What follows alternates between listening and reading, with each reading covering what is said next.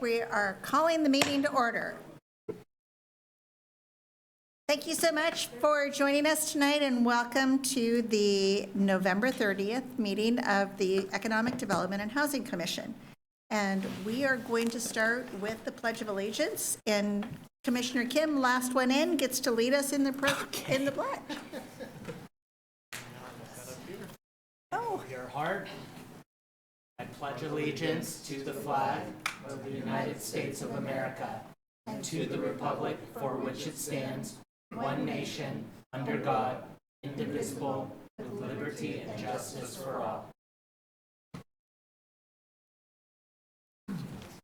Thank you. And I don't know why I don't have a name tag tonight, so y'all just have to remember who I am. Because I missed it. I came up the stairs the wrong way. Thank you so much. There we go. All right, we'll let her get back to her chair, and we will commence with our roll call, please. Oh, okay. Should he sit up there? Okay. Commissioner Dawson. Present. Commissioner Guerra. Here. Commissioner Kim. Here. Commissioner Singh. Here. Vice Chair Olson. Here. And Chair White. Thank you. We have a quorum. Thank you so much. So just a reminder, anybody who's wishing to address the commission or any agenda item should fill out the request to speak form, which is over on the counter, and present it to the clerk prior to the completion of the staff presentation. And the first part of our agenda is public matters that are not on the agenda and are within the jurisdiction of this commission. Do we have any public comments? I have not received any. All right, our second agenda item is a presentation about the Micro Enterprise Technical Assistance Program, which I had to read 3 times to make sure it didn't say Micro Brew Technical Assistance Program, but Micro Enterprise. So welcome, Mr. Alford.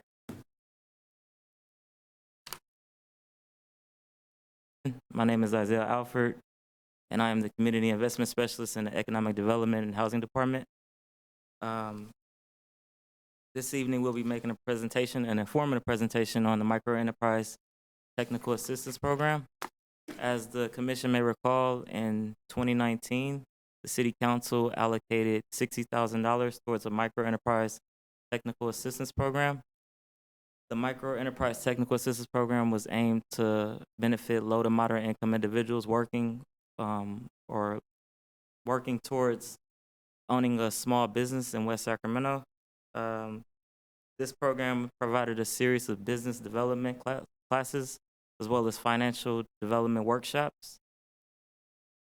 And the program was delayed due to the pandemic and coronavirus, but a solicitation was completed in June 2021, and we selected the California Hispanic Chamber of Commerce to complete the scope of work. I'd like to introduce Oscar Garcia, the Senior Vice President of the Chamber, the California Hispanic Chamber of Commerce, and he'll provide more insight of their contribution.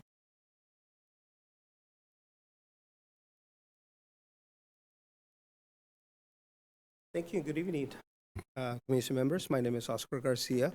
I'm the Senior Vice President for the California Hispanic Chambers of Commerce, and I'm also the Regional Director for the Small Business Development Center, the California Hispanic SBDC, which is a regional center that provides technical assistance, education, resources, and information to underserved communities and people that want to start a business, people that own a business, that want to manage their business, administer the business better, and also to grow their business with access to capital, marketing strategies, and so forth. And I'm here today to talk to you about the Small Business Accelerator that we start in collaboration and sponsored by the City of West Sacramento, and I'm here to provide to you the results of the program. And as you can see on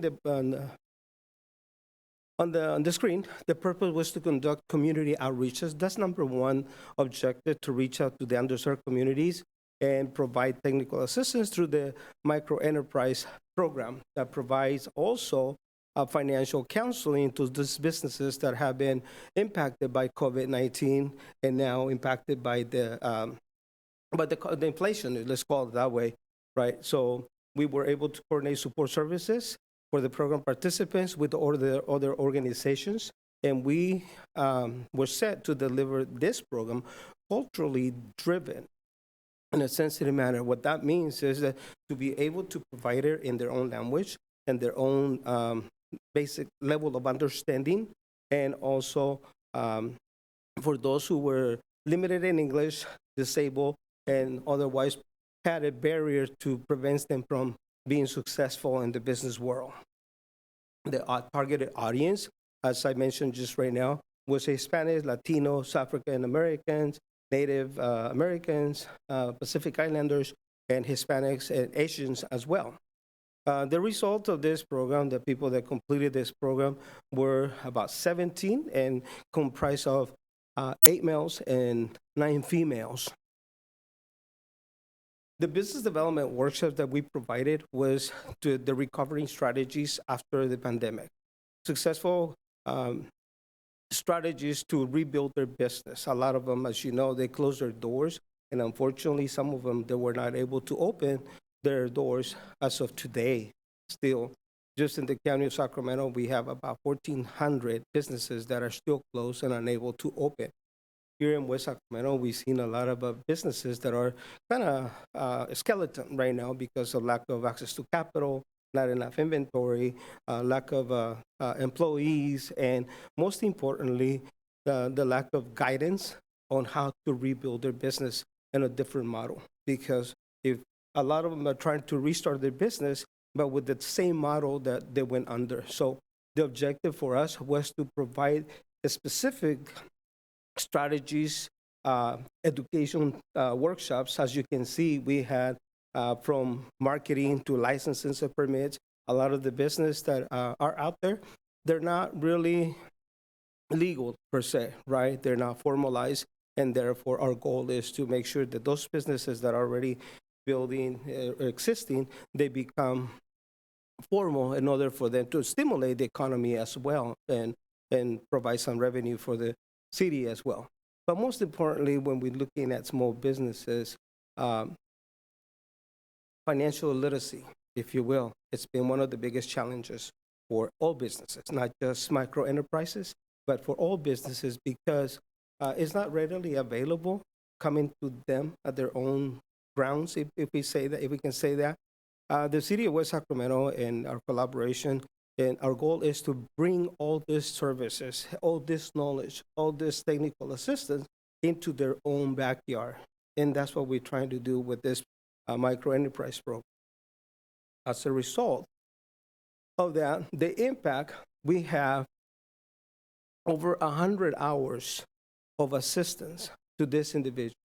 These individuals, they receive one-on-one consulting with our consultants. Some of them, they needed marketing strategies. Some of them, they needed just like QuickBooks guidelines on how do I restart my bookkeeping system? How do I let people know about my business, marketing strategies? And a lot of them is administration as well. We had, out of the 17 businesses, we're going to have with you today, we're going to present some testimonials for some individuals about the program. And as you can see, the program was very successful in the sense that these individuals who participated, either they were starting a business and they're still the process of completing their business licenses, and some of them, they were able to maintain their business, not able to close. So some of them, there was, I'm ready to throw the towel. I really don't know anymore what to do. I don't have access to capital, and so forth. So part of the program, the micro enterprise, is the ability to have access to capital.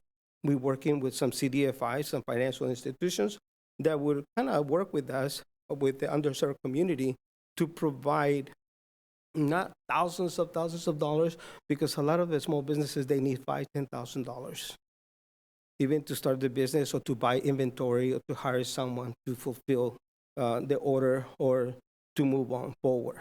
So based on that, the impact of this whole program we have two cohorts, one in Spanish and one in English. And I got to tell you, it was a little bit challenging to get these people to show up because they're not used for government to come in and help them. You know, a lot of the underserved communities, for example, I will speak for my Hispanic community, a lot of them are undocumented. And if the government wants to help me, what's in it? Why? What for? Is it for real? So is this a trap or something like that? It is real challenging, but the people that were there in the community, well, you know, the help was very well received. They're very thankful that the city of West Sacramento actually took the first step to be present in their community, to be able to come in and say, we have this program for you in your own language, in your own culture, by people who are experts in this subject matter and that are able to help you one-on-one confidential information and moving forward with that reporting. That's one of the biggest things that we got from these individuals. And in our history, I failed to tell you my history. I've been helping the small businesses for the last 18 years under this capacity. I worked for the County of Sacramento for 28 years. I run a business center, and I have the ability to work with the IRS, Franchise Tax Board, Board of Equalization, ADD, labor law, to bring all this information and resources to our community here in West Sacramento. I'm a West Sacramento resident. I grew up basically on the other side of the tracks, you know, in Broderick and Bright. I went to Washington High School, then it became River City, and I want to give back. I want to give back to our community, and this is one of the best ways that we can do so.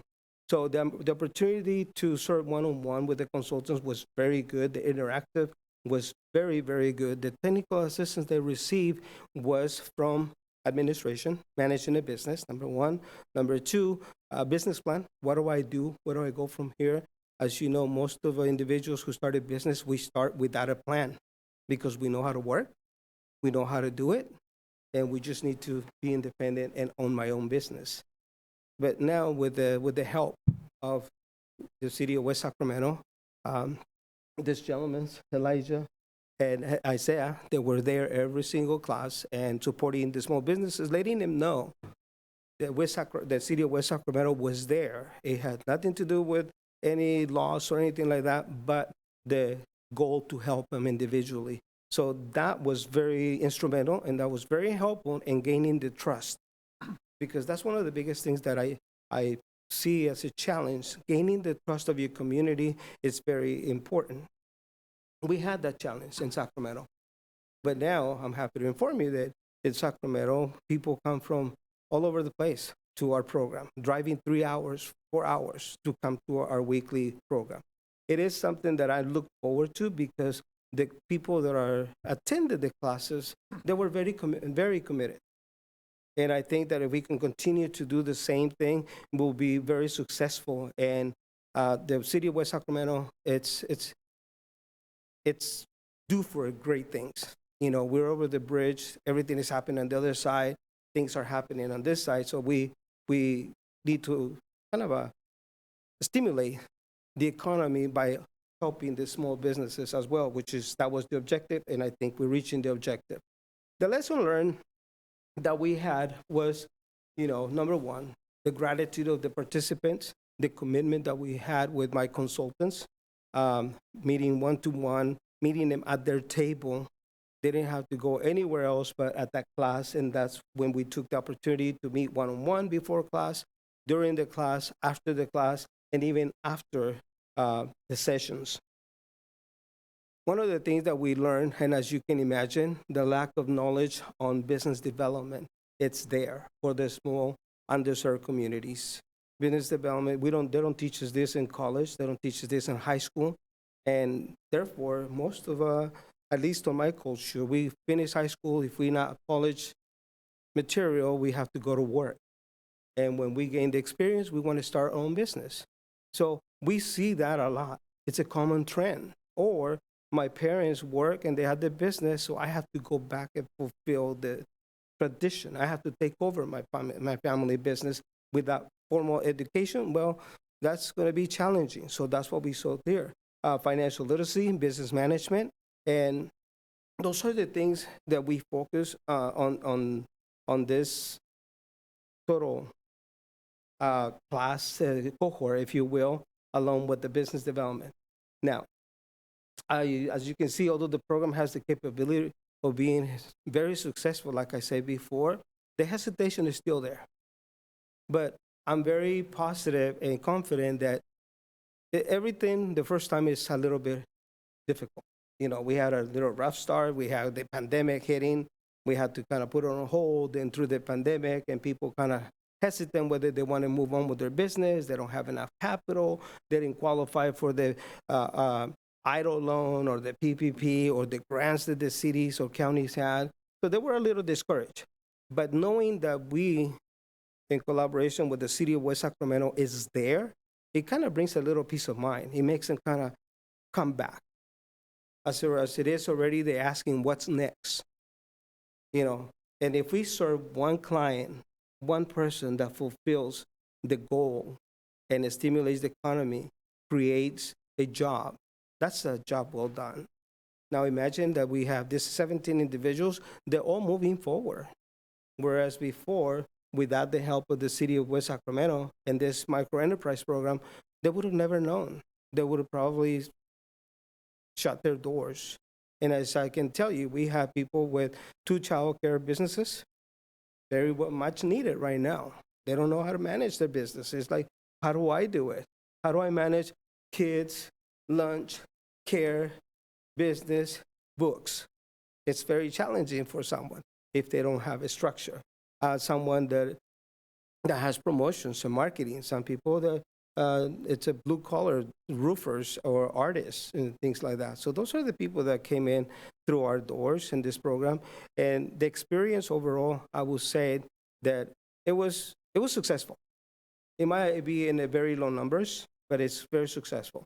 As I start on my journey providing these services, I remember when I had only one person attending my workshop. One person. But I didn't get discouraged because that person says, you know, I'm glad that nobody showed up. So I have you for 3 hours. How cool is that? That changed my mentality. A presenter, a teacher with one student would say, oh my goodness, I'm not good, or what's happening? But that's when it hit. I always had that mentality that if I can help one person, if I can help them, then we've done a very good job. And the lesson learned was pretty good.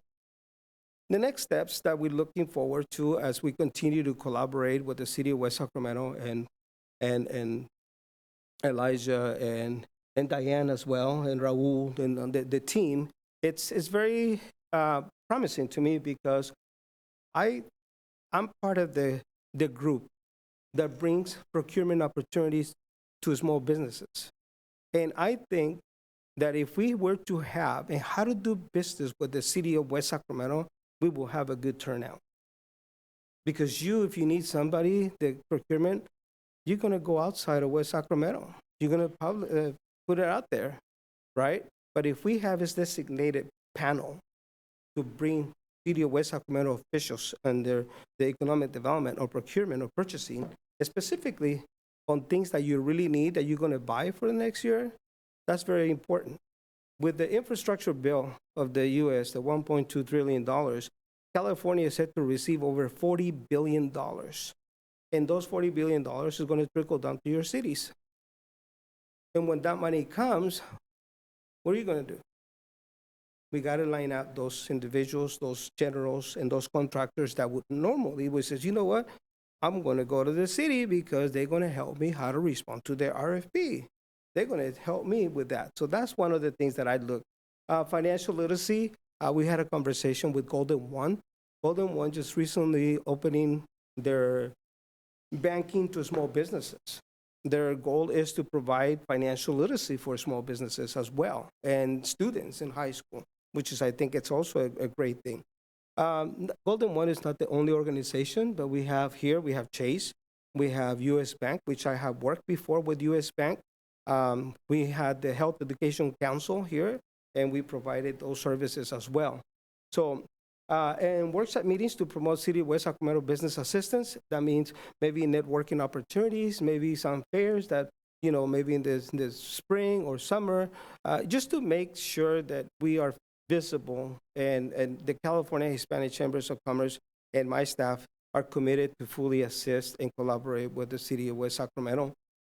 So this more networking events, it's always a good thing because people like networking, people like to meet with other individuals. So to basically finalize this, I don't know how much time I have left, but I would like to say that continuing this accelerator program will definitely benefit the community in the city of West Sacramento. And with that said, I think I have a little short video on some testimonials.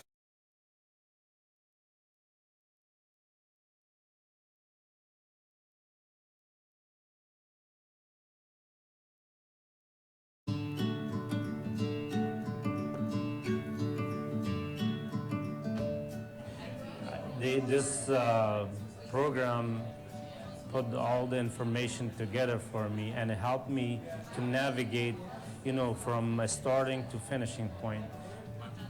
Well, one of the things that helped the most is that the instructors that we had, or the guests, as you might want to call them, come with a lot of experience and are able to answer some of the harder questions about starting a business. A website that will tell you all of the permits that you need for your business, depending on your county and your industry. I only knew about 4 permits that I needed, and it turns out I need about 10. And so that was really helpful, and it also walks you through how to apply for an employer identification number from the IRS. Really, just everything as a whole is very helpful. There's a lot of things that I thought I knew that I didn't know. I learned a lot, and I can't wait to get started. One thing I did learn was how to develop a business plan, how to put it together, how to do the research, and I think that'll be, it was a great motivator to get that done, and it'll be inspiring for me to make the next move to obtain my business license and permit. I would recommend this to anybody that's even thinking about going into business. As I said earlier, it's not been a long enough that I'm in the U.S., so this community helped me to take at least 10 years advantage of what I was trying to do. Thank you.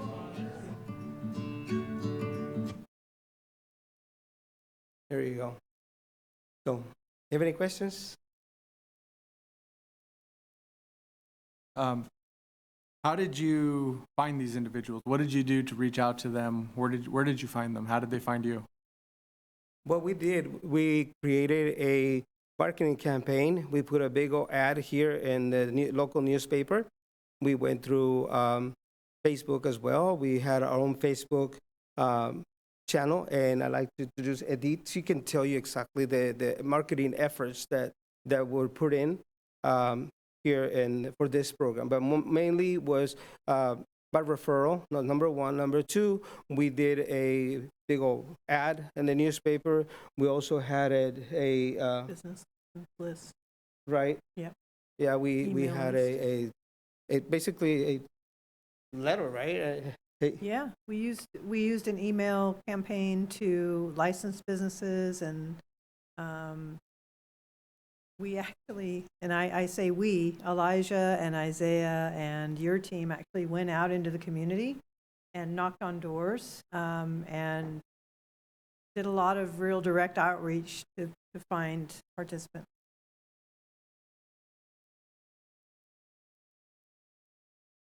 Clients locally in West Sacramento. We reach out to them via phone, via emails to invite them to be part of this program, as well as our Facebook, Twitter, Instagram, social media resources. We did all the. We also did the West Sacramento, City of West Sacramento did a press release as well. And not to mention also that this gentleman did a business walk. So they actually walked the streets with the flyers promoting this program. Mm-hmm. And I would just add that that's one of the hardest things to do. So your question is on point. it's very difficult to reach into the community and find people who are thinking about starting a business or who have already started a business but need that help. It's really hard to reach those folks because A, we either don't have an email or they don't have time to be looking at their email because they're running a business. So outreach is one of the most important things, and I think as we build and expand the program, I think that it will gain momentum, and I think that's what you alluded to, Oscar, as you said in the beginning, is very hard to do. It's very Right. hard to get the participation, Right. but you know, we plan to be in this for the long run. And we also did a town hall meeting with Mayor Guerrero at Victory Outreach Center in Broadbrick as well. So, the pastor there at Victory Outreach, he's more than happy to continue the collaboration and try to reach those individuals that are on the other side as well. So you talk about your parents running a business and growing up, you were part of it. So parents still have a business, or how you drift away from there? Yes, sir. Well, I came from Mexico when I was 17 years old. I come from a family that owns businesses in Mexico. And when we got here, it wasn't a question that, do I want to start a business? When are you going to start a business? I did have a business, and a restaurant business. We had a market, we have a taqueria, and I myself had a small business on herbs and spices as well. And I don't have it anymore, but teaching credentials in business and finance as well. And for 18 years, I've been working with underserved communities, and that's what brought me to really, focus on the microenterprise assistance, because we are the ones that really need assistance. We, just to show you how underserved we are through the pandemic, only 17% of minorities receive the EIDL loan and the PPP, the assistance. 17% of minorities. And that's something to think about. How can we actually move on and better serve? And I'm glad that we made that connection.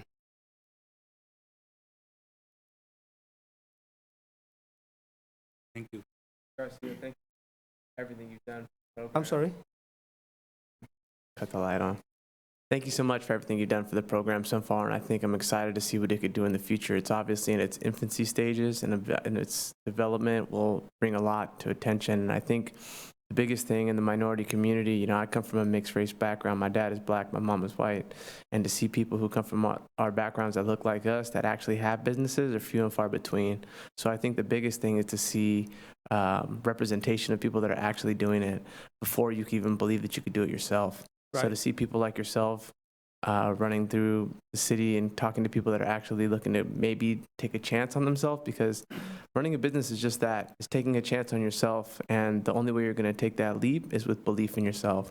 And I think this is a big step towards helping these people see that it can be true. So much respect to you in this program. My question is, what do you think is the biggest bottleneck for these people who are trying to take the next step for themselves and make them business happen?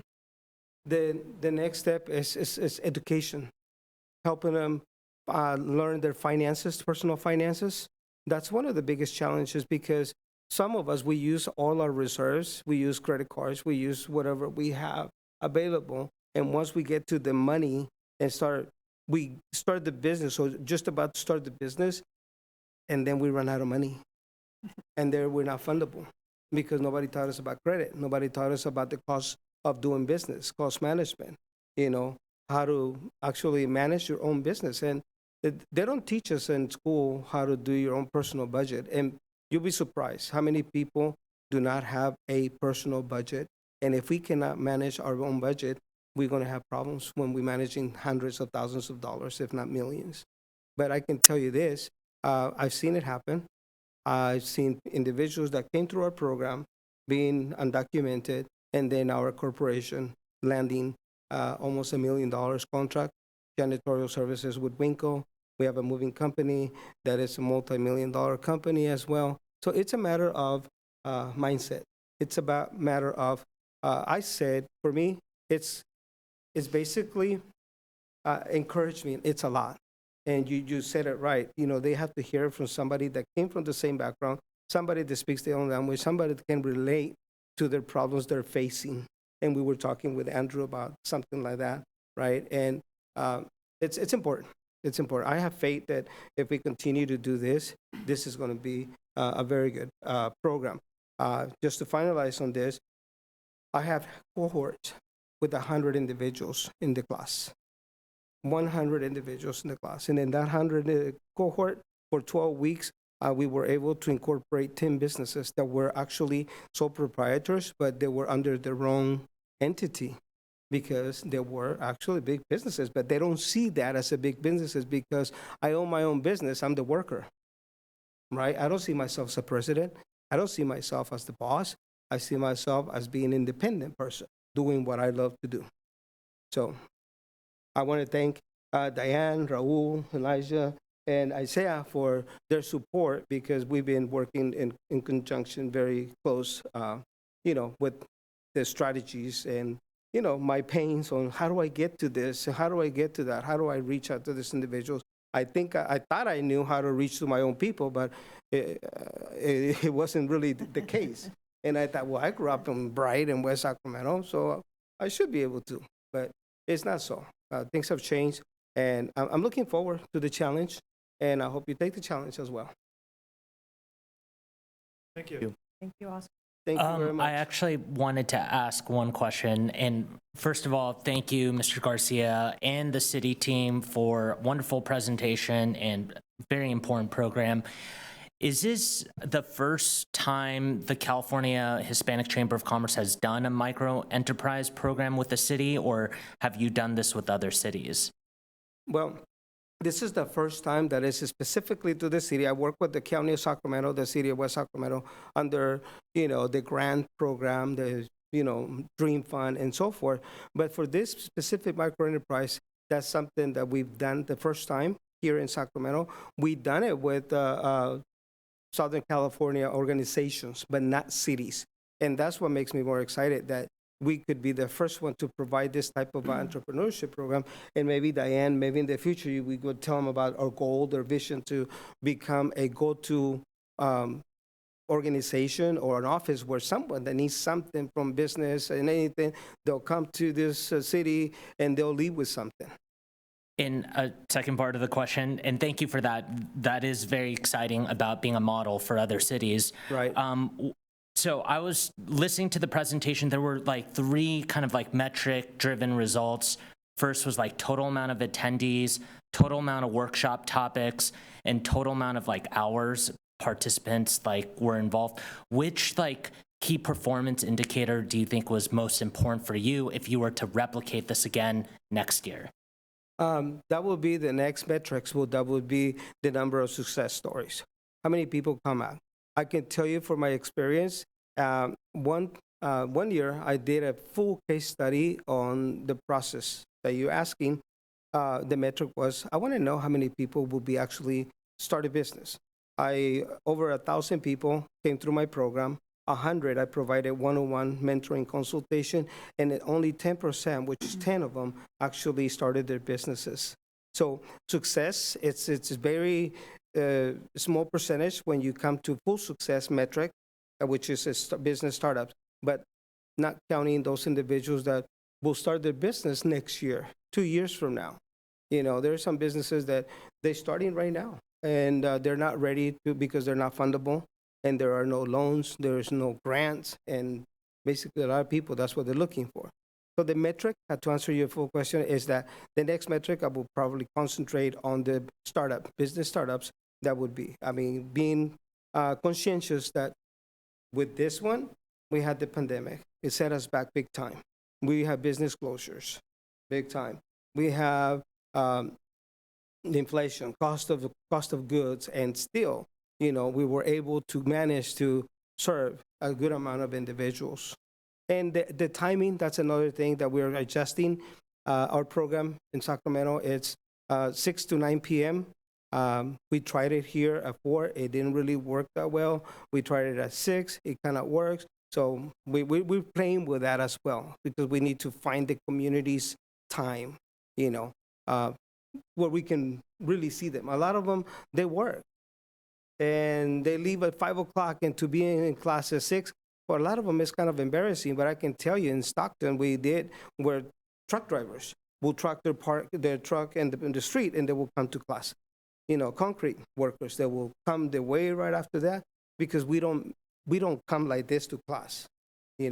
I'm here today for you, but we don't come to class like that. We tell them, come as you come, because that's your business. We understand. So it's no shame on the way you come. I have one question to you, and thank you very much for the presentation. When is the next cohort start? Well, the next cohort, we're working on it right now to make sure, because it requires, what we found out based on this, it requires a little bit of a more outreach. And now we have a little bit more, a better idea. For example, we were talking about sending a message at the school district level with the students, distributed to the parents. They have a business.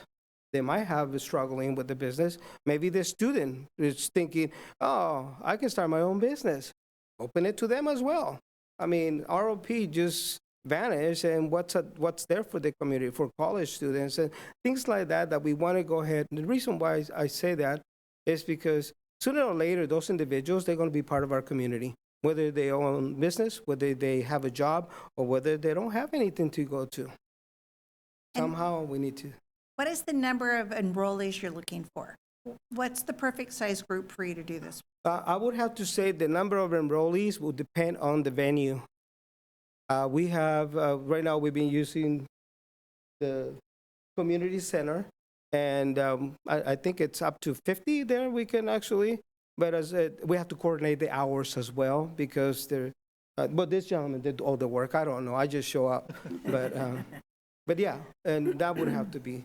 But I can tell you that my consultants in our program, we have held up to 100 individuals.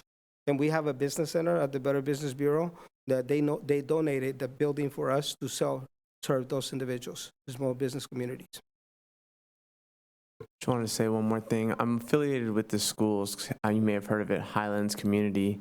It's a GED and high school education level school for immigrants and those who may not have had the typical opportunity to graduate from high school at 18. I think the school would be an amazing opportunity to coordinate with this program, to be able to bring prospective business owners to the table. I just texted you the link to the school, and we could talk more about it, but I got my wheels turning already about how this could work. So okay. I'm excited about it. Any way I could add value to this, I would love to do that. I can tell you it works. I work for the Department of Human Assistance. I used to run the job club, and I work for CalWorks, and my degrees is in business and workforce and business development as well. So we provided that opportunity for those individuals that wanted to pursue a career, a GED, technical jobs, and so forth. So we have the skills and the knowledge and ability, and not only that, the material to actually tailor the program based on the community, based on your needs, and based on the availability. So you're right. I think it's a conversation that needs to happen.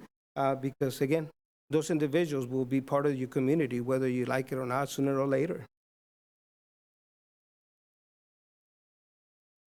Thank you. Thank you. Thank you very much. Well, thank you.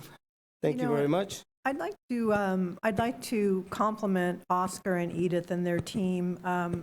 $60,000 is not very much money. And so this is really a testament to their passion and to helping West Sacramento residents and businesses. We issued the RFP, and the initial RFP, I think we got no responses at all. Is that not correct, the first time? When we issued the RFP for the micro enterprise program, we got no responses, and I had known Oscar and his team, and I reached out and I said, we'd love to have you work with us in West Sacramento.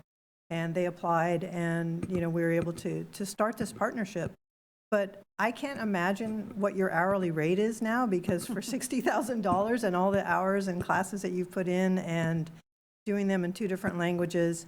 And then just a last quick point, and that is the majority of businesses that are licensed in West Sacramento are small businesses that have less than 20 employees. So we have approximately, according to business license data, which is flawed, but out of the 2,670 businesses that we have, about 1,500 to 1,800 have less than 20 employees. So this is a huge, huge thing for West Sacramento. And the more that we can deploy the assistance through programs such as this, it will really energize our economy in West Sacramento. So thank you, and Yeah. we're looking forward to doing more. And I used to volunteer with opening doors. Mhm, I used to come here and teach the classes next door, right here in this field. So, well, thank you for your time. I really appreciate your support, and I hope we continue to work, continue the collaboration. And I just want to thank you, Diane, Raul, Elijah, and Isaiah for all your time and the trust that you had in us. And I hope you're not disappointed with the outcome, taking in consideration the environment. Okay? Thank you very much. Appreciate Thank it. you. Thank you.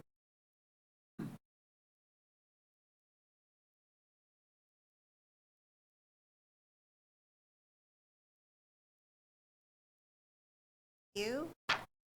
All right, moving on to agenda item number 3, a presentation about the 2018 EPA Brownfield Assessment. This was one of the things we were talking about when I first joined this commission.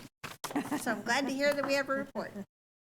Good evening, Chair and members of the Commission. My name is Amber Syasat. I work in the Economic Development and Housing Department. I'm a program manager within the Community Investment Division, and I managed the EPA grant that I'm here tonight to present on. I do apologize. I have a lingering cough from a long gone sickness, so please forgive me if I have little coughing breaks here and there. Also, 2 parts of my presentation are interactive, so I will be using the computer over here if anybody mind. Okay.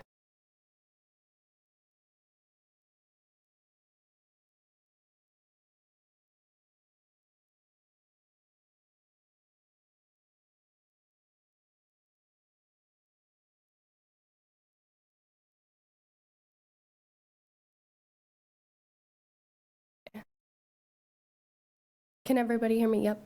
Yep.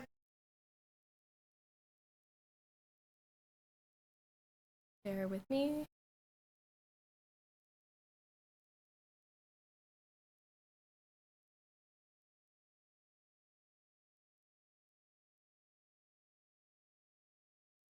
Okay, yes. So in 2018, the city pursued and was awarded a $300,000 EPA Brownfield Assessment Grant.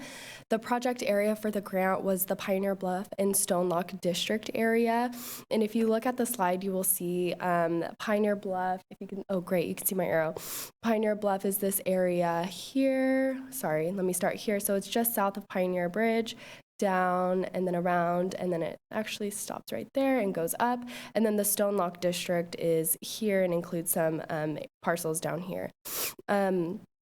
So the current status of the grant is complete. In September, the grant term ended. And so now we're just working on closeout reports and then doing presentations like this. Okay, so what is a brownfield, you may ask? Almost every community has a vacant or underutilized property that may have contamination from past uses. So a brownfield, potential brownfield sites are eligible for EPA dollars and additional funding to assess what that contamination potentially could be and the extent of that contamination if there is any present. So guiding policy that was used to really inform the scope of work that we did with the grant, I want to kind of touch on a couple of those policies.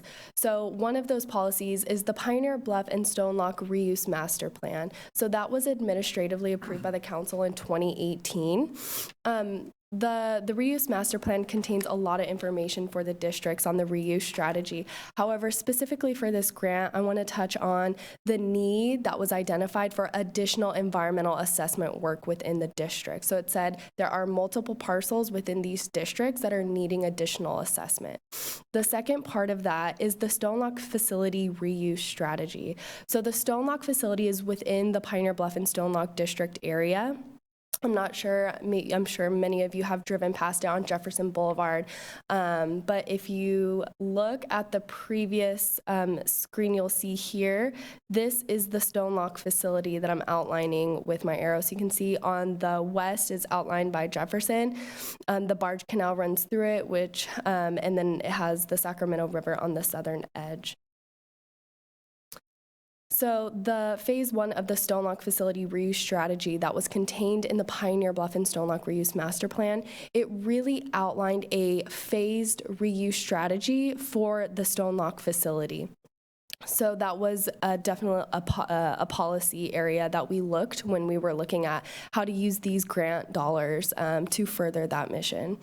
The other main policy objective was the 2018 Parks, Recreation, and Open Space Master Plan, specifically the Central Park concept and the Stone Lock Plaza. So again, this policy kind of defined the future uses of the Stone Lock facility, and we looked to that to see how we can further that goal.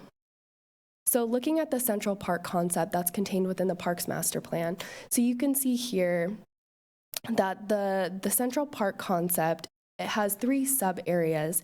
Here we have the Barge Canal Parkway, and then in the middle we have the Stone Lock Plaza, and then to the east we have the Sacramento River Parkway. Together, these 3 sub-areas complete the Central Park concept. And again, for the EPA grant dollars, we were really focusing on the Stone Lock Plaza. So as I mentioned, the Pioneer Bluff and Stone Lock Reuse Master Plan, it contains a phased reuse strategy for the Stone Lock facility. That phased reuse strategy is a 20-year phase transition. It's broken down into 4 phases. That first phase is really to get onto the site, clear and grub the site. I'm sure if you've driven by, you can see that there is work that's needed. So it's really to clear and grub the site, preserve the trees, secure the buildings that are currently at the site, and demolish some of the buildings that we're planning on no longer keeping.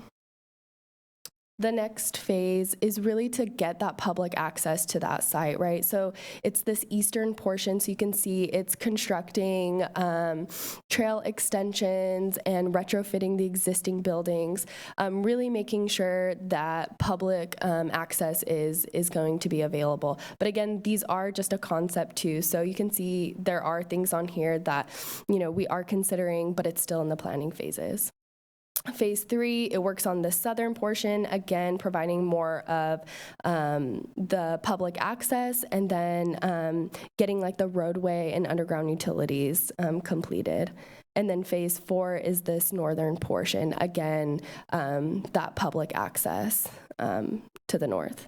So you can see there are multiple phases to get to that whole Central Park concept for the Stone Lock facility. Okay, so as part of the grant scope, the first task that was required was completing those environmental site assessments. So we wanted to be strategic in the sites that were chosen to make sure that we were using EPA dollars for catalytic sites, meaning catalytic sites being that we had active construction projects happening or we had active planning projects going on. So if you can see to the north here, we did phase 1s and phase 2s on some of these properties here. Those phase 1s were in support of the riverfront extension and the 5th Street widening project that's currently happening. So part of the work that we did was to help inform some of that work that is currently under construction. So again, we wanted to make sure those EPA dollars went to projects that would see redevelopment or redevelopment planning shortly thereafter. To the south, at the Stone Lock facility, we completed a phase 2 environmental site assessment. We really wanted to make sure that we were assessing the site to see if there was any potential contamination and the extent of what that potential contamination could be. Based on the results, there were no concerns found at the site related to the testing, but should we do any additional more work or expanding the site, then more additional testing would be needed. But the work that we did not identify any potential contamination concerns.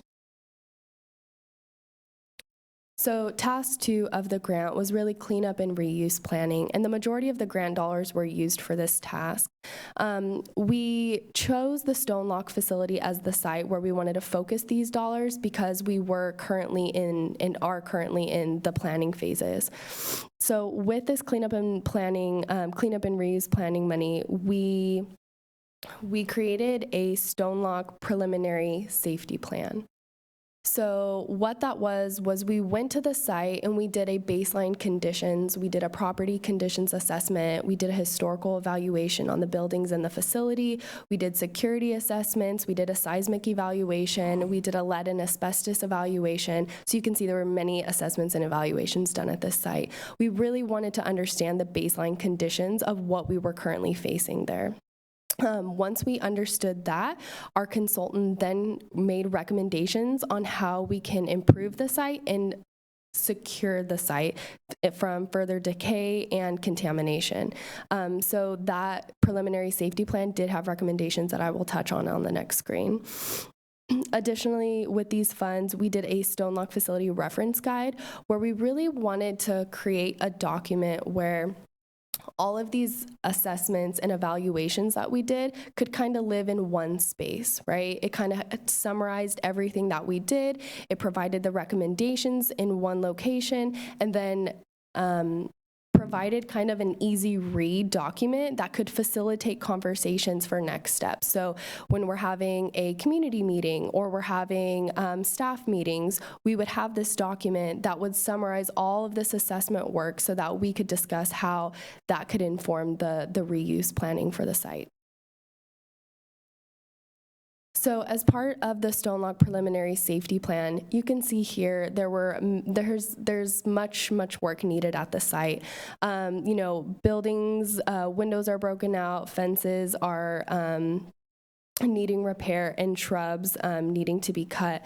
I will say that a recent cleanup has just happened, and so a lot of these items have just been addressed. So trash, debris, graffiti removal, fence repairs, a lot of these issues have been addressed as recommended within that security safety plan.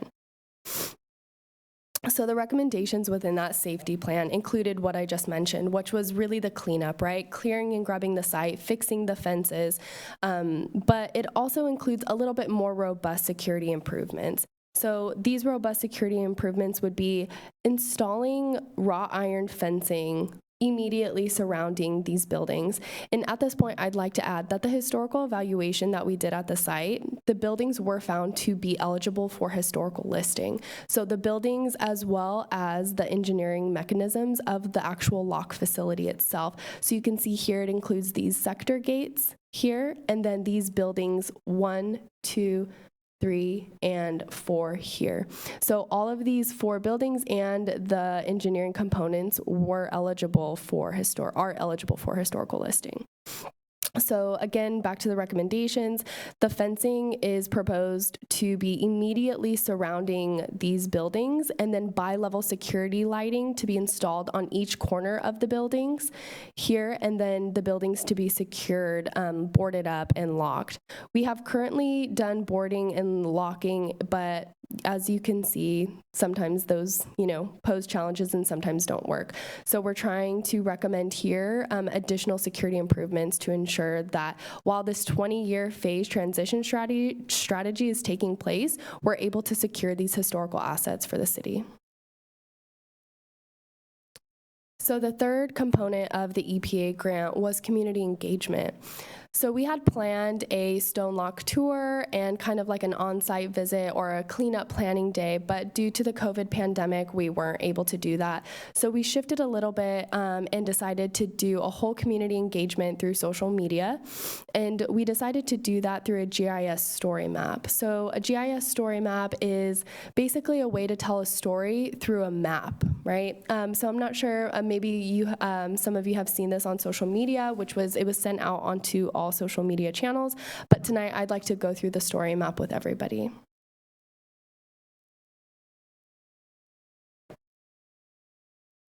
So again, the Stonelock Plaza story map was a way to demonstrate how the city used its EPA dollars, but it was also an opportunity to provide an educational opportunity and just a way of providing resources to the community and information about the site. So we wanted to demonstrate how the dollars were spent, what what was conducted with those EPA dollars, but then also why we spent the dollars at the Stone Lock facility. So we talk about the history of the site, we talk about what an actual lock facility is, how it interacts with the Port of West Sacramento and the larger navigational pathway. And then we talk about its future reuse as the city's central park, as the Stone Lock Plaza.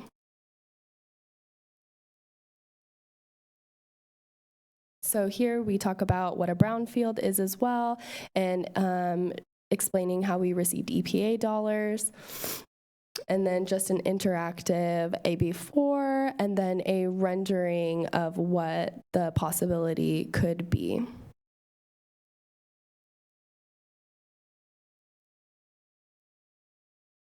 Okay, so again, just an introduction. The lock facility was built in 1961 by the U.S. Army Corps of Engineers.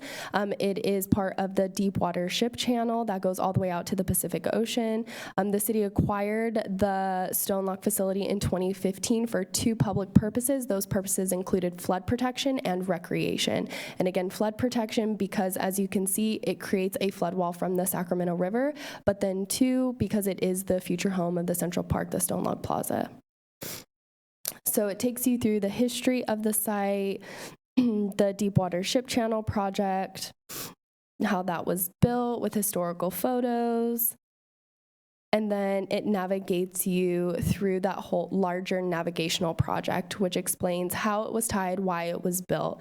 So it starts in the Pacific Ocean, takes you through the Suisun Bay, and again, this is for ships to travel up the Deepwater Ship Channel to get to the port of West Sacramento, and then it was intended that barges would then carry shipments through the lock into the Sacramento River. So you can see Port of West Sacramento, and then through the barge canal, through the lock facility, and then out to the Sacramento River. So again, historical significance of the Stone Lock facility, that historical evaluation was completed, and the structure and the buildings are eligible for historical listing. So the Stone Lock facility today, so we really wanted to make sure that we captured, because we have received community concerns about the current state of the site, and so we really wanted to make sure we captured that. And so we did a little piece here that showed what the site currently looks like, and then provided a little bit of a tour. And you can see our guest, West Sacramento Goats, are making an appearance here.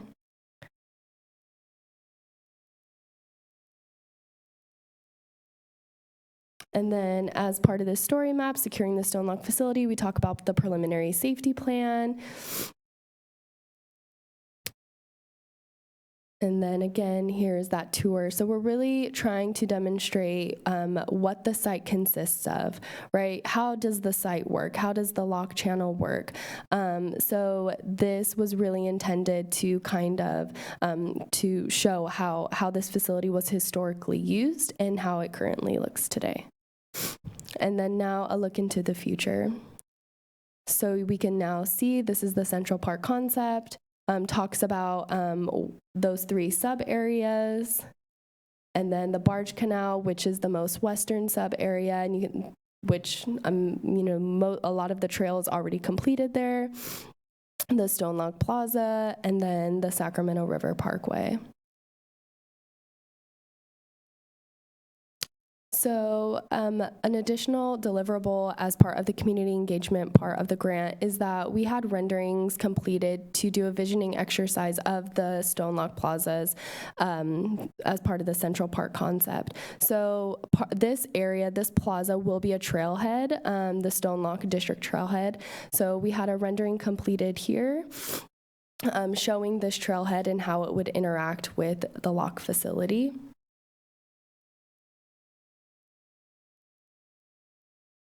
And then this area would be the beer garden. And you can see here from the map where it's located. Here's Jefferson Boulevard. Here's that building that you see on Jefferson. So this rendering is right in this area. So this area is envisioned to have unique programmable space for amenities such as a beer garden, farmers market, and other communal gatherings. And then right east of it would be the Spray Park playground. The Spray Park is also planned in the Stone Log Plaza where families can play on a hot summer day, and weary trail users can enjoy some respite after an outdoor adventure. So really some type of water component at the site. And then here is what we're calling the grand staircase. So this is actually providing flood access. So we needed, you can see here, these walls. These provide flood protection during high water events, but we need to be able to get access, flood fighting access. So this is, we tried to do something more interactive instead of just creating a road, right? Or some type of driveway. We wanted to make sure that when it's not flood season, that people could use it and be interactive, and that was programmable in some type of way. So as I mentioned, the Stonelog facility was acquired for two purposes: flood protection and recreation. So this flood wall bridge is right here. So if you're driving on Mike McGowan Parkway, and if you look to the west, you will see that there's this wall here. So this is actually a flood fighting facility here that is again used during high water events to keep water out of the barge canal. So what is planned is that it would become a walkable bridge so that pedestrians and bicyclists can go from north to south. And then our last programmable area would be south. So you can see it's this southern portion of the facility. This is more of like a envisioned to be like a farmer's market area where events take place, farmers markets, and just another programmable space for the community to utilize. And again, we had an explore more section here where we can just where we decided to put more links to the EPA Brownfield program. We also put a link to the 2018 Parks Open Space Recreation Open Space Master Plan, the Bike Pedestrian Trails Master Plan, and the Stone Lock Reuse Master Plan, and a few other pages. We just wanted to make sure that the information that was presented here, if the community had questions, that they had access to those resources and knew where to go.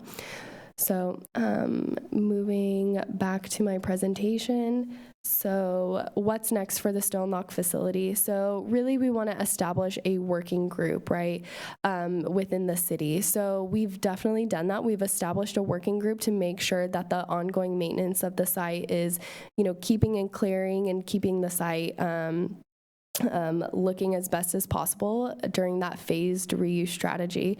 And then we've also pursued a National Maritime Heritage Grant, which could be funded up to $750,000 through the National Park Service. So those funds, if received, would be targeted to implementing those security recommendations that were in the preliminary safety plan, as I mentioned, which include that fencing that would be immediately surrounding the buildings, bi-level security lighting, and making sure that the buildings are retrofitted and secured.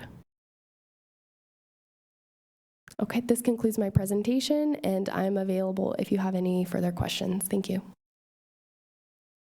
Thank you. It's good to see things are moving forward, and it's really good news that there wasn't a lot of ground contamination. I am curious if you also found no ground contamination over in the part of Pioneer Bluffs where the CEMEX factory was. Yeah, no major contamination was found in the areas that we completed phase 2 environmental assessments. What does it take to be eligible for a historical building, and what's the significance of that?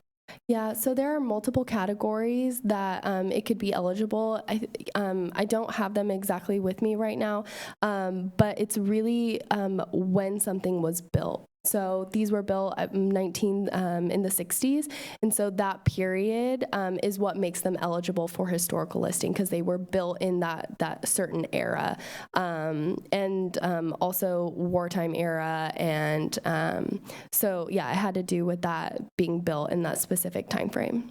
And the significance of them being eligible, what's the significance of that? Does it give them extra protection or eligible for grants? Or, I mean, what's the significance? Right, definitely. I think one, based on the community engagement that we've received so far, is we really want to make sure that we're honoring the city's kind of heritage on how this was a past industrial portion of the city. And so we really want to make sure that we're honoring that. But at the same time, yes, so if they are decided to be listed as historical, then it is available for additional funding, correct? There are better funding opportunities. Thank you for the presentation. So if not, so a couple questions. If the contamination is not an issue for this project at large, in your mind, what do you think is the biggest environmental challenge, number one? And then number two, knowing that this is a 20-year plan, and when we're thinking about environmental sustainability and sustainable development for the next 20 years, what is this project doing that is not just checking the boxes, but perhaps playing a leadership role in sustainable development? And also, when it comes to, we saw that some parts of the property are owned by the port.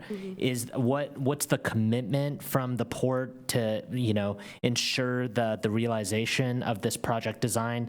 And actually, now that you mentioned historical designation, my experience is that what that means, the significance means that there's limitations on its land use and its capabilities, and what's the city doing to overcome any potential limitations because of its historical side to ensure maximum functional usage? And lastly, does this project then connect pedestrian-wise from the Stone Lock to the Bridge District? Because that is a complaint that I hear all the time, like, we cannot walk to downtown. But is there a way that, because visually I'm seeing maybe there's a way that you can walk through the Sacramento River to the Bridge District? Is that part of is that part of the 20-year plan? Great questions. I'll try to remember. I think your first question, no, that's okay. I'm sure you'll help me remember. So regarding your first question, which was about contamination, sorry, maybe you could repeat your first question. If contamination is not the issue, what do you see as the biggest environmental challenge just to be EPA compliant? Yeah, great question. I would definitely say debris. A lot of debris has been built up just due to illegal trespassing, and a lot of times that brings with it items that can potentially make a site contaminated. So I think really getting in there to secure the site and to get public access there will really help, one, reuse a potential brownfield site for redevelopment, but then to make it a safe site for the community to use. So definitely making sure that eyes are on it and that debris is no longer an issue. And then your second question, sorry, if you could please repeat that. Was commitment from the port for the port-owned property. Oh, I think, was that your third question? That was my third question. Sorry. The second question, I will preface, I am actually saying this on behalf of Chairperson White, as we both sit on the Climate Commission. But we know in the next 20 years, at least when it comes to state of California real estate development policy, a lot of it is going to be really cutting edge when it comes to sustainability. What is West Sacramento doing here to really, put a flag down in sustainable leadership when it comes to environmental design? Right, that's a great question. I think where the opportunity is here for this site is that the lock facility is only one of two on the West Coast. So I think we have a very unique asset here where we have a few choices. We can see that there is a lot of issues with the site, but I think choosing to take this unique asset and really reusing it to create open space and recreation, I think that's where that opportunity really is that we have this past industrial site that has current contamination issues when it comes to debris, not necessarily soil contamination, but debris. and really transitioning it to provide that public access and recreation for green space and open space, and for people to get out, use multimodal transportation uses such as bike trails, and really connecting it to that larger bike trail network. So I would say, I hope that answers your question, but I think just really reusing this asset to get the best potential outcome for our community. And then the third question on the port, yes, the port is a partner in this. The port and the city work collaboratively on this mission. So yes, they're definitely part of that working group that's been created. So this project design as is would not affect the functionality of the port's capabilities. No, this is no. The recreational portion of it. You're saying Or the future any element uses? of redevelopment, because we know that that's such an important, asset to West Sacramento as well as the port. Right, correct. No, and Diane, feel free to jump in if you have any comments on that question. But no, not as we see it. Yeah, that it is a port future development site. And I would just emphasize what Amber has said. This is a multiple use, multiple yield type of a situation where we have flood protection, community access and recreation, leisure trails, as well as other amenities that will make the development site more attractive and will facilitate the economic development, as well as community connectivity, which I think was your other point about sustainability. The idea is that there will be a trail all the way from here up into the Bridge District eventually, long term. So yes, we're thinking about that as well. So great questions. Thank you. I have a question based on the last part of his on the functionality of the panel. Has the locks portion ever been used for its intended purpose to move flats to the Sacramento River? One time? Yes. Is there any intention to use it in the future? So currently, the site is it is not functional right now. Unfortunately, a lot of the mechanisms that are used to control it have been damaged. So it's very costly to repair those, but we are definitely looking at ways to not necessarily provide navigational access, but looking at fish passage to make sure that we can create better ecosystem enhancements for this area and for the Barge Canal and the Sacramento River. So we're definitely working with partners on that and ensuring that, we're really making sure to get the best outcome when it comes to the ecosystem enhancement portion of this project. Thank you. I was excited about that part too, and I think that's a big benefit of having the lock mechanisms declared historic, because for those who were not around when we first started talking about this, the plan back then was to build a land levee. Army Corps of Engineers felt like just leaving the wall there, the lock there, or doing anything else was not going to provide sufficient flood protection, and they wanted the whole thing walled off. So it's great. There's a good benefit for being historic, is they can't build a land levee. Right. So yeah, definitely. Yeah. So definitely looking at different options. So I know it's a shame some of you didn't get to participate. Katie, was it Katie Yancey who took us all out and did a tour there one day? It was very interesting to hear a lot of the things about it, and that it was originally envisioned, this whole lock, when the Korean War was still on. And the idea is they would be able to supply the Air Force bases completely by water, by shipping things up and not have to go part of the way. They opened the lock one time, one boat went through, and then the sucker broke, and they never opened it again.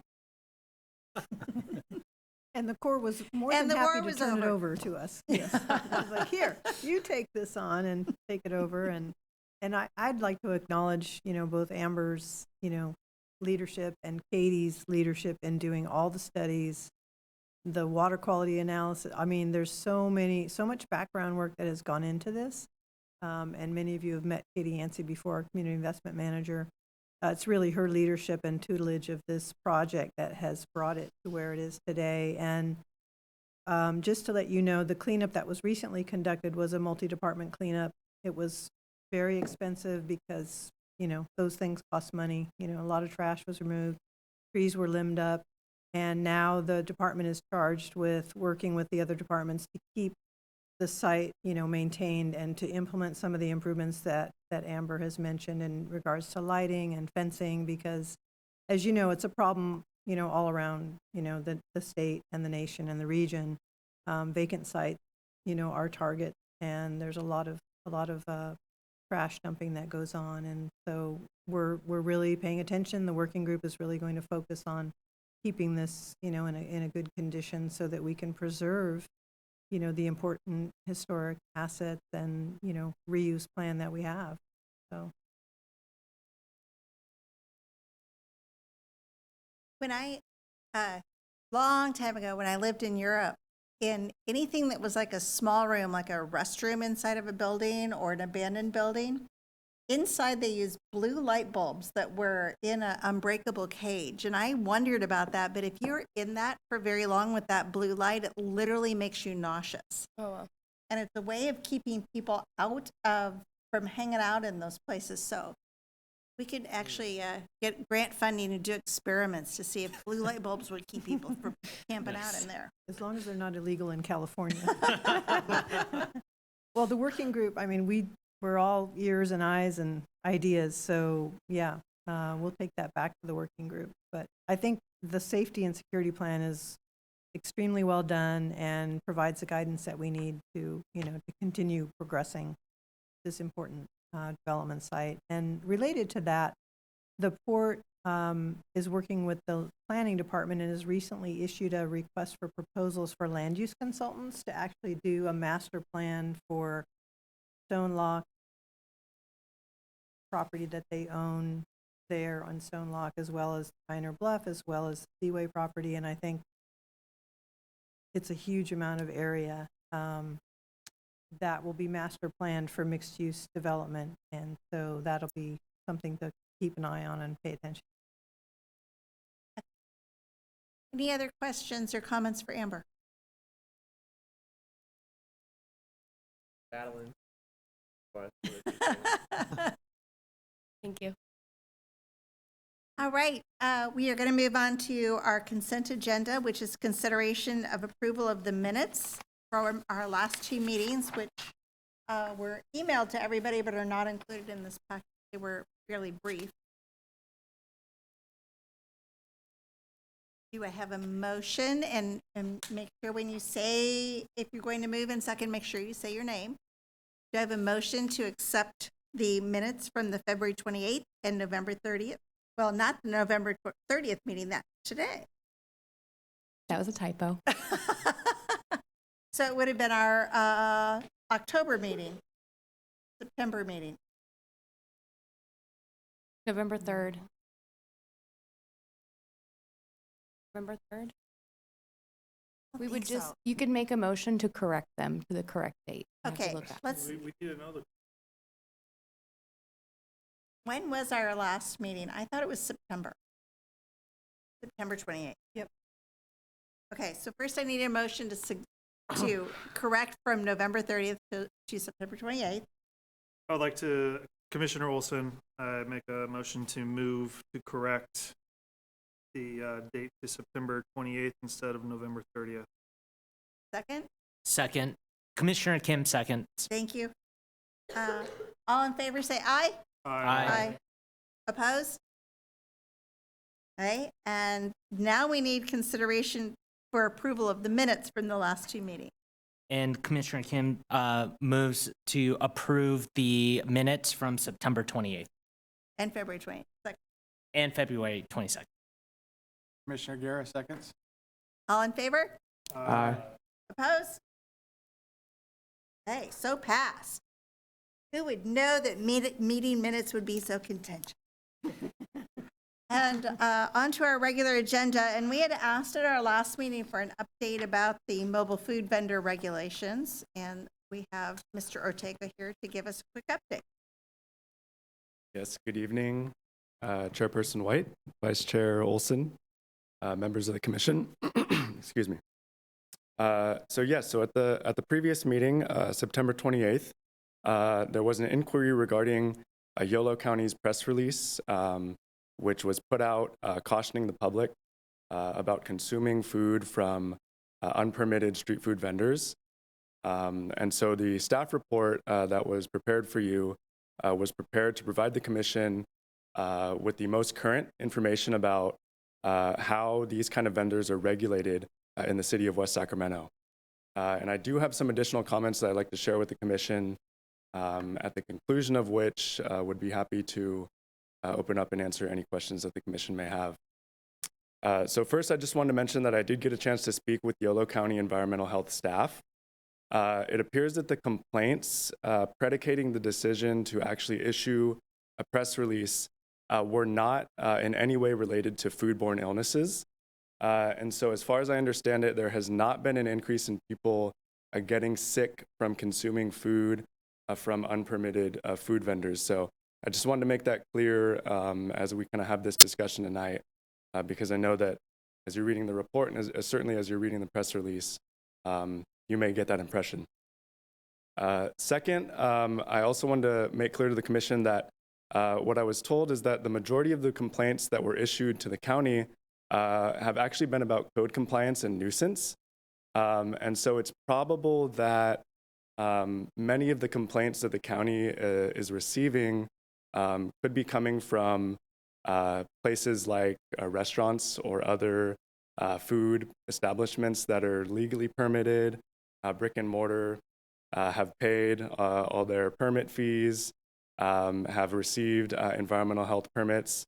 And as I'm sure you're probably aware, mobile food vendors can present an issue for traditional restaurants and sit-down food establishments.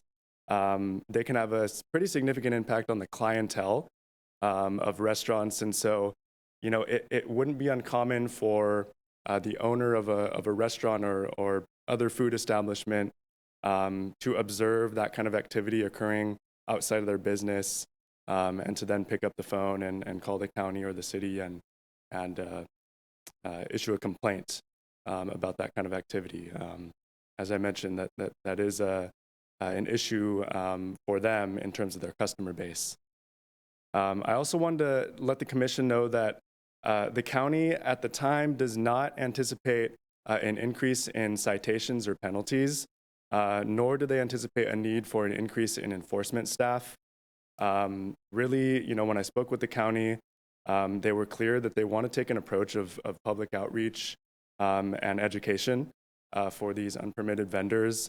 I think they're coming from a standpoint of voluntary compliance and pursuing voluntary compliance. And they also have expressed an interest in partnering with the city and city officials to achieve that kind of outreach and to achieve that goal of getting these businesses properly permitted voluntarily. So I just wanted to make that clear to the commission. Lastly, I do have an update on overall legislation for street food vendors. So on January 1st of next year, 2023, there is new regulation going into effect that is aimed at making it easier for street food vendors to obtain proper permits from both a state level and a local level. So SB 972 is actually the name of the bill. You'll often hear it referred to as the street food vendor bill. Again, this is going into effect January 1st. And really what the bill is hoping to do is clarifying requirements within the California Retail Food Code for street food vendors.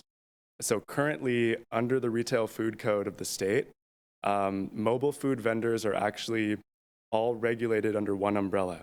So the code doesn't exactly allow for different interpretations of mobile food vendors. So what that means is that it's very difficult for these street food vendors to obtain proper permits. And that's because they're being regulated from a standpoint of if you have a mobile food facility, say for example, you have a full-scale food truck, like we often see food trucks at the barn or at different food truck events, they're actually being regulated under that same umbrella. So hopefully, you know, this new legislation will kind of clear up some of those issues and make it easier for street food vendors to obtain proper permits and be properly approved. So those are the comments that I wanted to make just before you tonight. I know you have the staff report. And so at this time, I'd be happy to answer any questions that the commission may have. Go ahead. I can go.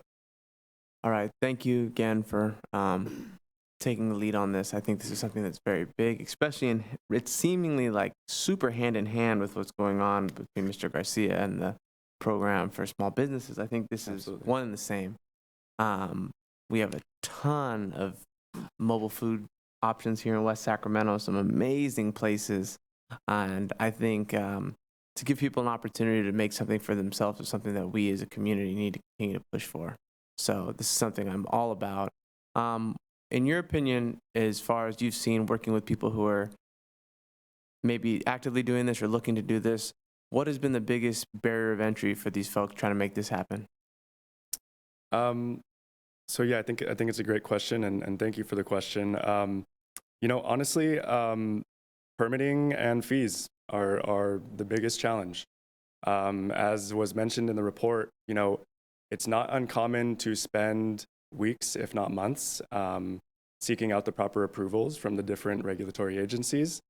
And it's not uncommon to spend upwards of $300 to $500 obtaining those proper permits.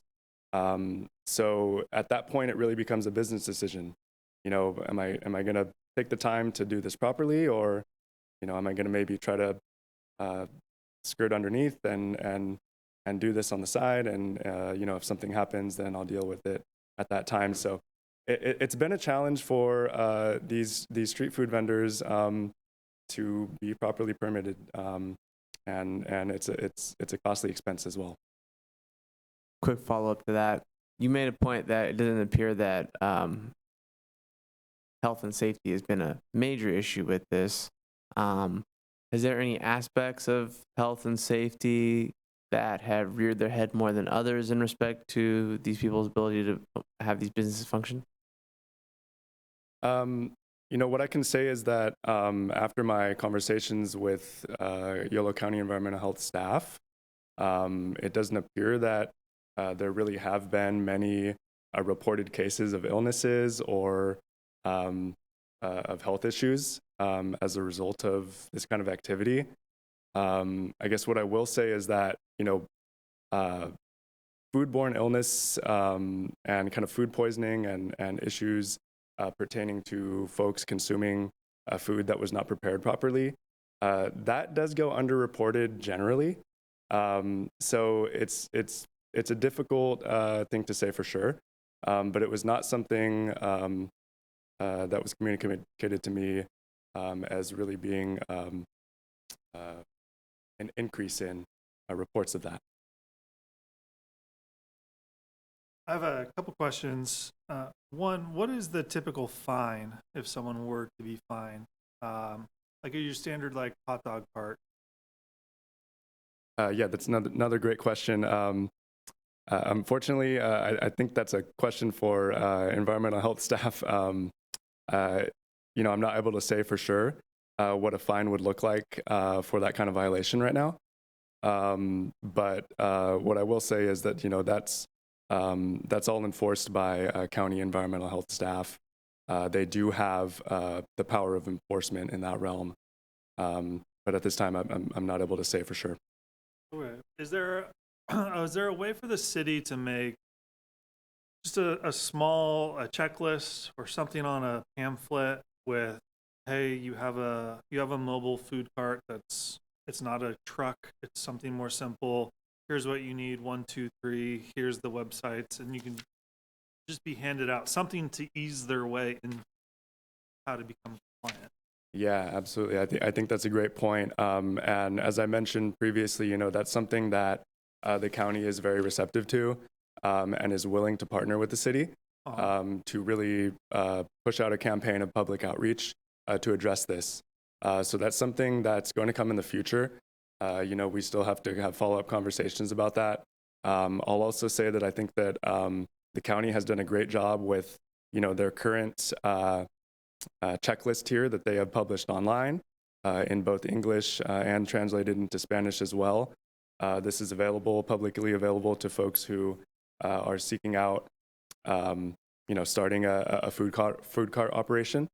And so I think that they've done a great job of starting, and it would be great to see the city partner with them to create something specific to West Sacramento that we can hand out to folks in West Sacramento that would have our logo on it, and we would certainly collaborate with the county on that. Okay, thanks.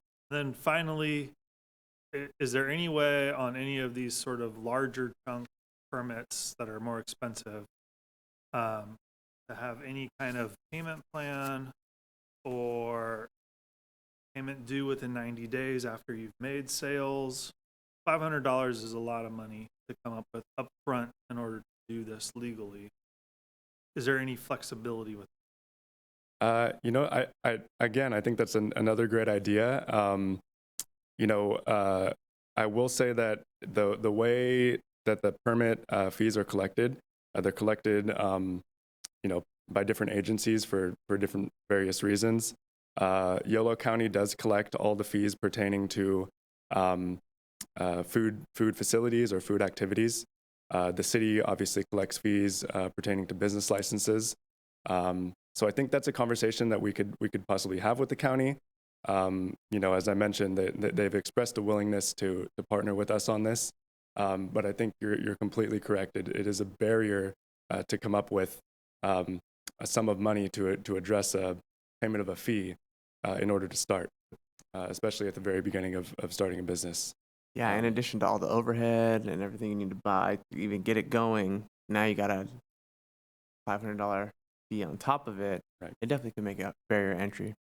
Yeah, absolutely. I think that's something that we can certainly reach out to the county and inquire about. Thank you. Thanks for the presentation. And Daniel, I will say, having been a former restaurant owner for a long time, environmental health is not very punitive. They're very helpful. And they only give you a fine if it's really, really bad or very, very repeated. So I think they give you lots of chances to make it right before they hit you with a fine. Yeah, as somebody who's never done anything in that space, I'm looking at this list and it seems pretty doable. I don't think it's any excessive over the top. Is there anything on this list have you looked at that you think might be difficult for somebody who's trying to make this thing happen? I mean, the only one that kind of caught my eye was maybe having access at all times to approved restrooms with hand washing because you're a food truck. So where's the bathroom going to be, or a hot dog stand? But right, yeah, you're completely correct about that. I think that the restroom agreement as well as the commissary kitchen requirement is definitely a challenge. And so, and not only finding space for that, paying for that space, and also, getting agreements for that can be challenging, certainly. Thank you for the presentation. 2 questions. So one of the things that was just recently brought to my attention was that Sacramento County has a special caseworker program designed for food truck folks who are interested in getting involved, and they help facilitate engagement with the Sacramento County's Health and Human Services so that they can complete the checklist. Is there any insight from your conversation with Yolo County that they may have a similar program, noting that I believe Sacramento County, they're partnering with a third-party nonprofit or agency that's providing these services. And one of the services, I think, is what Vice Chair Olson was saying, providing this checklist, not just in English, but in a variety of languages that are most accessible to these food truck vendors. So that's question 1. And then question 2, noting that some of the biggest challenges for these food vendors is that commissary kitchen requirement and the washroom or the sink or the bathroom facility. Is there any thought of the city providing perhaps a designated region where there could be a centralized commissary kitchen, centralized bathroom facility, so that the food trucks who park right there, they can check those boxes all day long? Mm-hmm. Yeah, great questions. So to address your first question, I think really oftentimes when businesses need support in general, or entrepreneurs who are looking at starting a business need support in the city of West Sacramento, often the first contact is to the Economic Development Department. So, I'd say that, we certainly are well equipped to help guide these businesses in the right direction in terms of permitting and any legal requirements, and of course, county requirements as well. It sounds like Sacramento County has a little bit more robust of a program at this time. But I think that that's something that, we could possibly reach out to them and kind of inquire about the genesis of that and have a discussion about how that works procedurally, because I think certainly it's a great idea. They do, in Sacramento County certainly have a lot more of these types of vendors than we do in West Sacramento. So I think it would just be a situation of kind of assessing the need. As far as the second question, there currently are landlords who provide that kind of service for multiple food trucks and multiple food vendors to have like a shared commissary kitchen. I'm not currently aware of any currently operating in the city of West Sacramento at this time. And Diane may be able to correct me if she knows of any that are ongoing and operating. But again, I think it's a great idea because, the benefit of that is you're able to service multiple different businesses from one centralized location. And so I think it's a great idea, and I think it's something that is certainly, needed and could address some of these issues that the county addressed in the press release and some of the issues that we've seen in West Sacramento as well.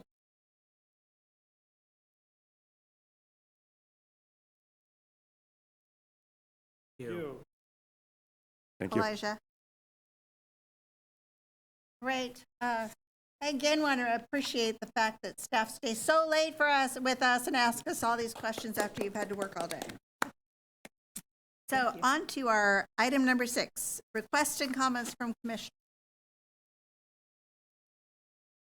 Yes, I have one. Commissioner Olson. Raul, I'm not requesting a presentation. Just could you tell me like where I could find a breakdown of the point in time study that was released about a month ago? I wasn't able to find anything other than really small. Yeah, I can probably make that available to you. County should have it. Yolo County Health and Human Services, they're the lead agency that organizes and coordinates with all the cities in Yolo County to do the pit count. Okay. But if you're all interested, I can probably make that available to the commission. I would appreciate it.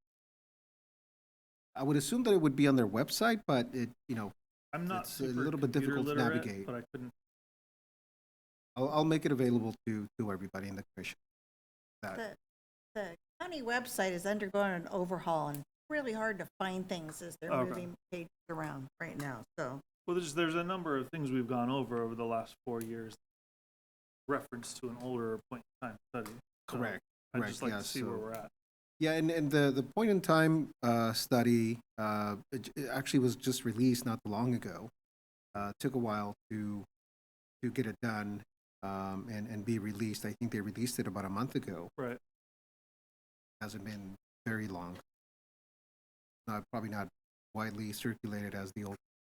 But I'll make it. Thank you. Any other requests or comments? Just a comment, maybe a request regarding affordable housing. Personally, I wanted to get in and do the research and see, just over the last 10 years, what has West Sacramento done to provide affordable housing, just for my own knowledge. And what's coming? What's the plan? And kind of where do we see ourselves? Are we there? The need versus the supply. Do we have a long ways to go? And what's our plan to meet that demand? Just something that's of interest to me. So if there's anything you can do to provide me, point me in the right direction, that would be helpful. Yeah, certainly. I can put something together for you and follow up in an email so that it's a little bit more complete. But, I think the need is always changing. Obviously, there's a significant need right now, but it changes, right? I think we will never have enough affordable housing. That's always my take on where we are and if we will ever be there, right? Just like homelessness. We're never going to be able to get rid of homelessness. We can diminish it and make it so that it's not as prevalent as it is now, but there's always going to be something. Over the last 10 years, just off the top of my head, I can tell you that projects that we have been involved in, West Gateway Place Phase 1, which is a 76-unit affordable housing project just down the street at the end of West Capitol Avenue, right at the corner of, now Christopher Cabalden Parkway and Grand. Our permanent supportive housing project that Mercy Housing completed late last year. That is a homeless project, and 85 units of permanent supportive housing. Parkside at Sycamore, which is also on West Capitol Avenue. I believe that's also about 75, 76 units. And then, the one in the Bridge District. The River Mark. The River Mark in the Bridge District. That's also about a 75 unit project. Again, just off the top of my head, those are in the last 10 years projects that we have been involved as a city in providing gap financing for developers to make those projects happen. In the pipeline, as we've noted recently, phase 2 of the West Gateway Place project is getting ready to break ground. I think at the last meeting, we might have mentioned that we were anticipating the groundbreaking to happen sometime in December. That has been delayed. So it'll likely happen either in January or February at the latest. But the project is very close to closing escrow and starting construction, and that's going to be an additional 60 units of affordable housing. Yeah, and I thank you for that. That's very helpful. And I'm glad you mentioned homelessness because, like you said, it's always going to be an issue. It's never going to be able to be 100% solved. I hope I'm wrong, but when I first got on this commission, that was one of the things that we focused on is the the things that the city's done to address homelessness. And I was impressed. I was unaware of all that the city's done. I was impressed at all the actions that we've taken to minimize it and address it. And that's what got me thinking about this topic also, and just understanding what we have done and what we're doing. So thank you. Yeah, definitely. And obviously one of the best ways to minimize homelessness in the first place is to have sufficient housing, affordable housing, market rate housing, right? And that's something that obviously is an issue statewide. But I think that for a city of our size, we have done a lot compared to other cities that I won't mention by name, but in terms of being very proactive and making sure that we do seek out developers and do seek out projects. Like I said, just off the top of my head, I mentioned about a handful over the last 10 years. That's quite a bit, again, for a city of our size. I agree. 4 years I've been on here, it seems like everything is very action-oriented. There's not months and months of arguing over whether to open a warming center. There's actually getting buildings very practical. Correct, and, you know, part of that obviously is having a council that wants to get things done and is being supportive of affordable housing developments, of homeless initiatives to reduce the impact and incidence of homelessness. Without council support, obviously none of this would happen. Very true.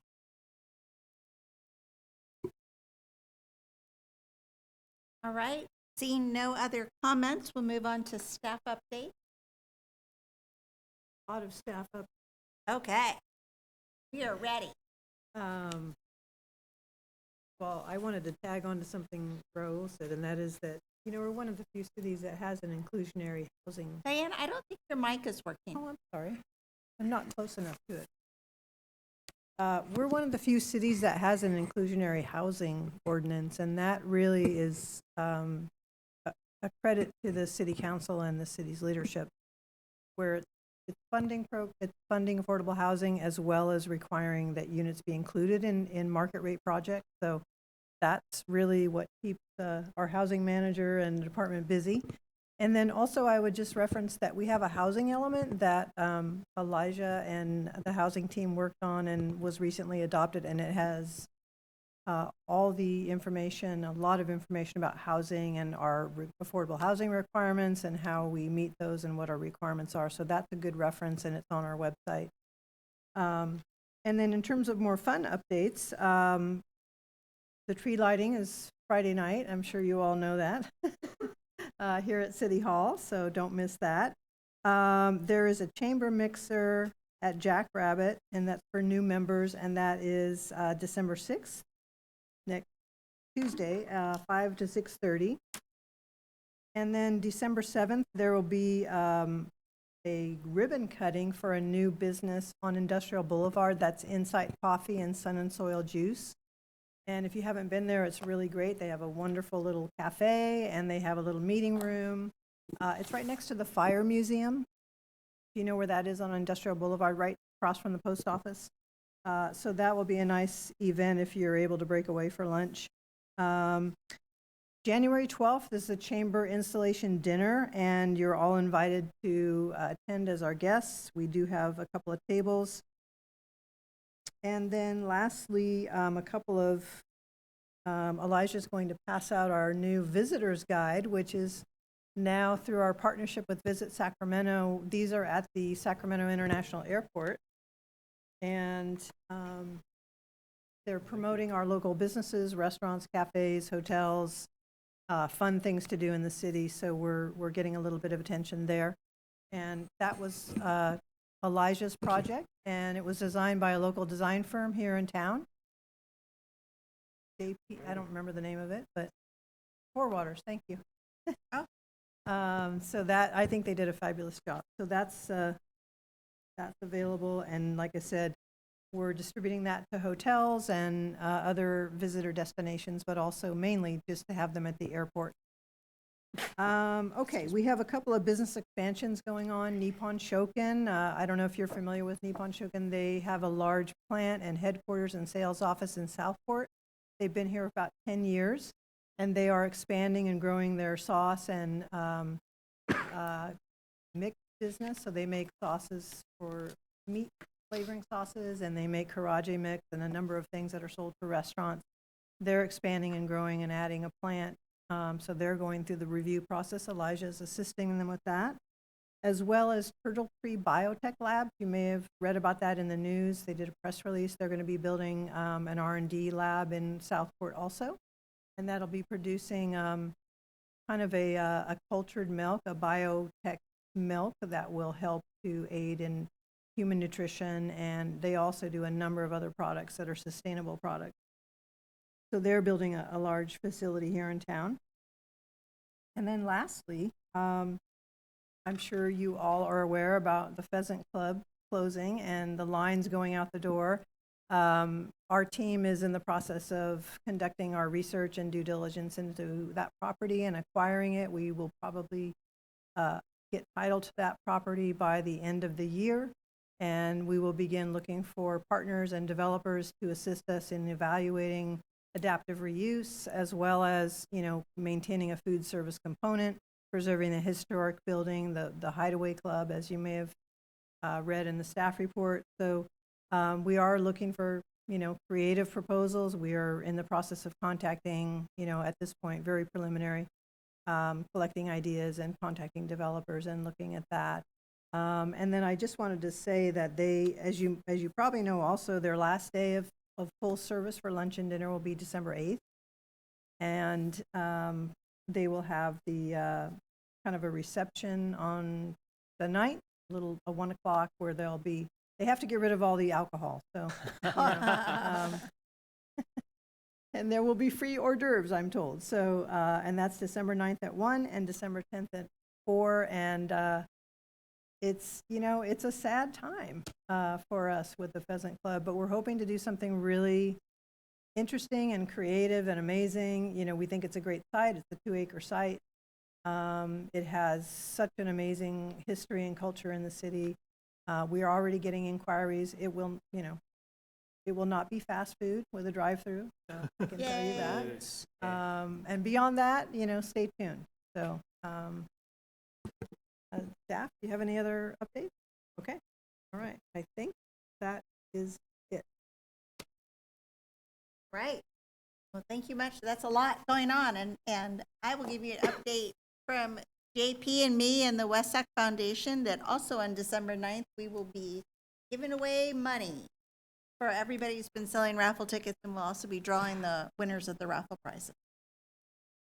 Tomorrow is your last day to buy tickets. Everybody has to turn them in to me tomorrow at the Streets of London. So if you did not buy a ticket yet, I will be sitting at Streets of London between 4:30 and 6:30. Last chance to buy a ticket. And that's the West Sacramento Foundation raffle? Yep. Is that what you Yep, said? the Okay. All Charities raffle. Great. So, All right. been a big year. I think that it may be our biggest year after 2 years of having very small raffles. That I think we have a lot of organizations selling tickets this year. It'll be a great fundraiser for the city. 'Tis the season. Yes. Thank you for your attention. Thank you. So with that, I think we need a motion to adjourn. Commissioner Guerra, I make a motion that we adjourn. That was a second by Commissioner Singh. All in favor? Aye. Motion carried. Meeting adjourned at 8:52.